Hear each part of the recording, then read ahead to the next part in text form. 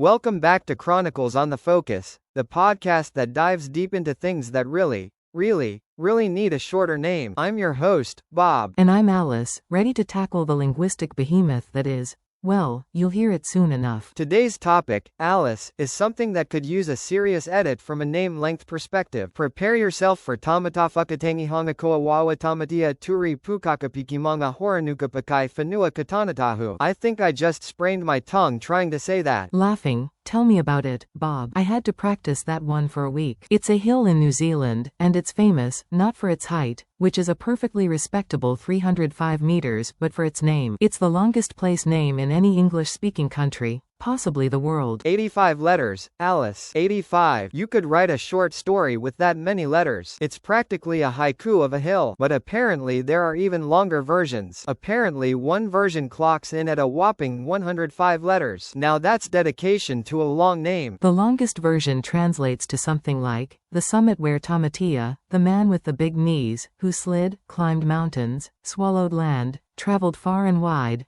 played his flute to his loved one. See, the story is epic, even if it's mostly the name. Imagine the poor cartographers trying to fit that onto a map. I'm sure they developed carpal tunnel early. It's quite a story. Taumatawhakatangihangakoauauotamatea seems like he was quite the character. Big knees, land swallowing. I picture him as a sort of Polynesian Indiana Jones. Only less dashing, because, you know, big knees. But the flute-playing part is sweet, despite the fact he was named after his, unique attributes. That's the thing, Bob. The various versions of the name emphasize different parts of Taumatawhakatangihangakauauauotamatea's legend. Some versions focus on his travels, others on his, less than conventional physical characteristics. It's like a choose-your-own-adventure name, but for a hill. It also seems to highlight how names can evolve over time, and that even official versions can be subject to debate and change. It's amazing that this long name has managed to stick around and even become a tourist attraction. People travel to see the hill, just to say, and probably mispronounce, its name, which is, of course, shortened to Taumata by almost everyone. There's a Peter Cape song about it, even. Makes you wonder if the guy who first named this hill had a serious vendetta against brevity. Exactly. It's a testament to the power of a good, or incredibly long, story. And who knows, maybe someday, we'll discover an even longer place name, a true mountain of syllables. Until then, we'll stick to calling it Taumata. Much easier on the tongue, wouldn't you say, Bob? Absolutely, Alice. Much easier. Thanks for joining us on Chronicles on the Focus.